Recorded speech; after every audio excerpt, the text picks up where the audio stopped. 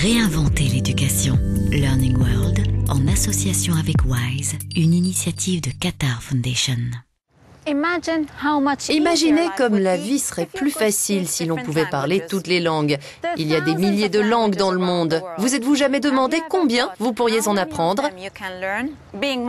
Être multilingue est un objectif que beaucoup espèrent atteindre. Mais alors que certaines langues gagnent du terrain, d'autres sont en train de disparaître. Comment certains s'intègrent via l'apprentissage des langues, comment d'autres se mobilisent pour protéger leur langue maternelle, autant d'aspects auxquels nous nous intéressons cette semaine. Nous irons au Luxembourg, exemple type de société multilingue. Nous ferons aussi étape en France, où une enseignante japonaise travaille à entretenir le lien des petits expatriés avec leur culture d'origine. Mais nous commençons notre périple en Irlande, où le gaélique est menacé de disparition. Nous sommes à Dublin, où même les adultes retournent à l'école pour redécouvrir la langue de leurs ancêtres. Dans cette école de la banlieue de Dublin, le gaélique, comprenez l'irlandais, est la langue principale.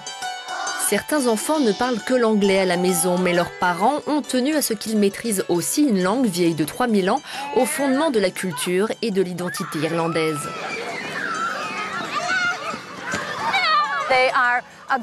Ils absorbent une autre langue que leur langue natale.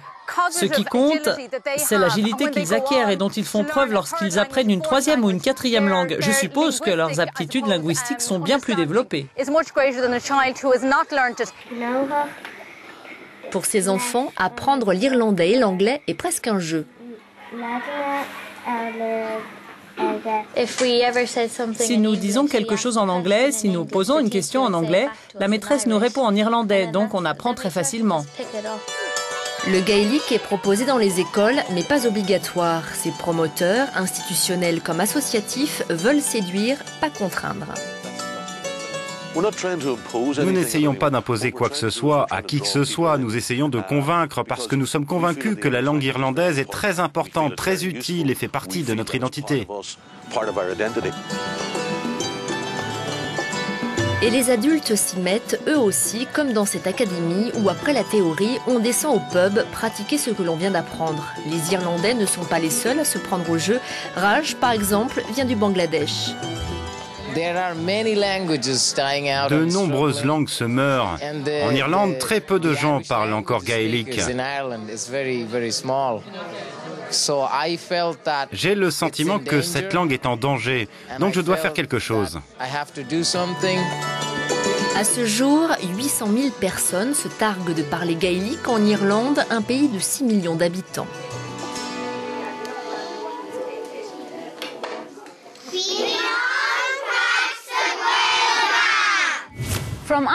Nous quittons l'Irlande pour le Luxembourg, un pays qui a su faire du multilinguisme un atout et met l'accent sur l'enseignement des langues à l'école. Reportage. Dans le petit grand-duché de Luxembourg, le multilinguisme va de soi. Goedemorgen, je m'appelle Alex.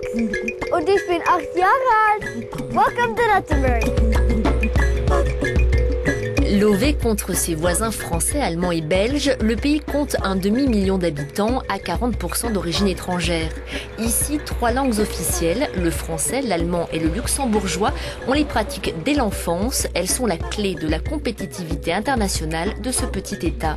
Mais la place prépondérante accordée à l'enseignement des langues fait souvent débat au Luxembourg. Nous sommes le pays en Europe qui consacre le plus de temps à l'apprentissage des langues. En moyenne, sur toute la carrière, c'est 25% du temps disponible. L'enjeu, c'est comment concilier l'apprentissage des langues avec un apprentissage performant des autres matières. Le lycée technique du centre de Luxembourg recense pas moins de 80 nationalités parmi ses élèves. Plus de 70% des étudiants viennent de l'étranger. Au Luxembourg, la première année du primaire se fait en allemand. Le français est introduit en deuxième année et devient la principale langue d'enseignement. L'anglais est quant à lui la première langue étrangère. Du coup, les élèves arrivant de l'étranger peuvent très vite se sentir débordés.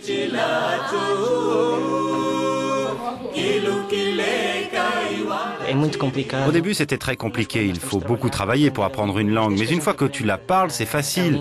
Puis tu en apprends une autre et puis une autre. C'est toujours comme ça. Quand on voit les petits arriver en 7e, ils ne parlent pas un mot.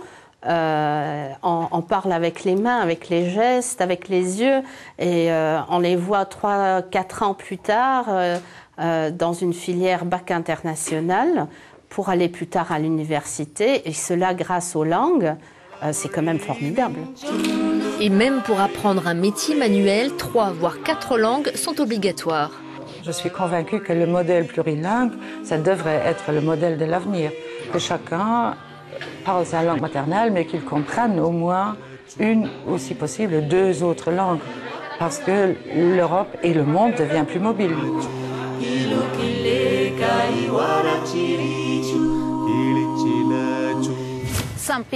Mais faire du multilinguisme le modèle du futur requiert de nombreuses adaptations et peut relever du défi. Voyons comment Minako Nakashima, une enseignante japonaise, s'en sort en France.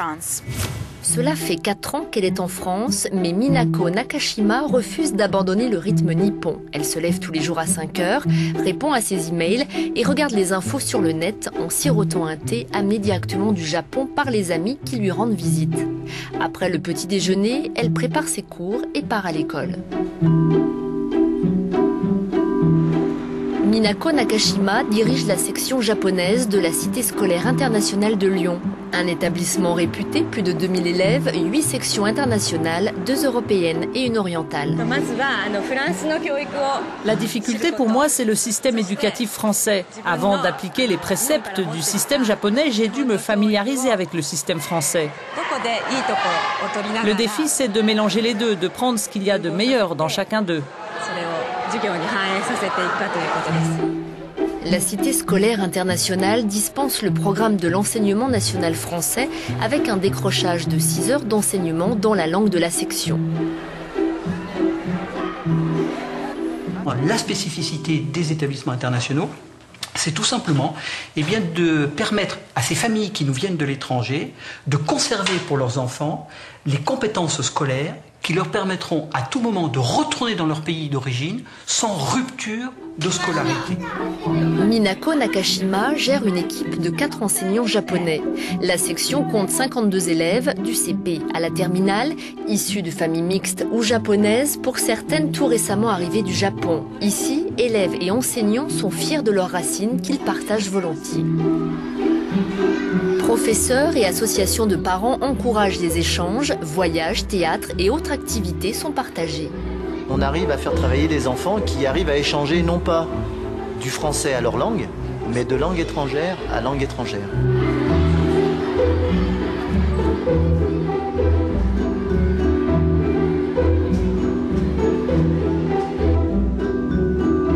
Avec le temps, on s'habitue aussi à jongler avec les codes sociaux, avoue Minako Nakashima, sourire aux lèvres. Ce qui m'a le plus surprise, ce sont les bises. Je ne savais jamais par quel joue commencer. Maintenant, lorsque j'arrive à l'aéroport au Japon, je trouve que c'est un peu triste. À 20h, Minako Nakashima quitte l'école, souvent pour revêtir un kimono. Le Japon lui manque, surtout la ponctualité des trains, mais là-bas, c'est de la France qu'elle est nostalgique. La France est le pays où j'aimerais aller, mais elle est si éloignée, dit ce poème dont Minako fait ici la lecture.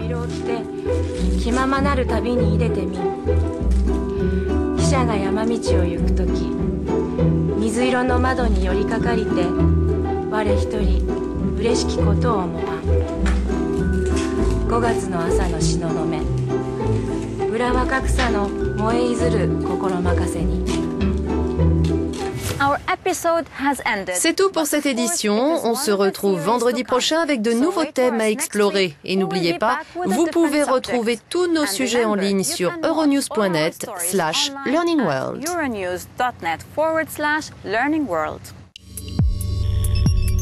Learning World, en association avec WISE, une initiative de Qatar Foundation.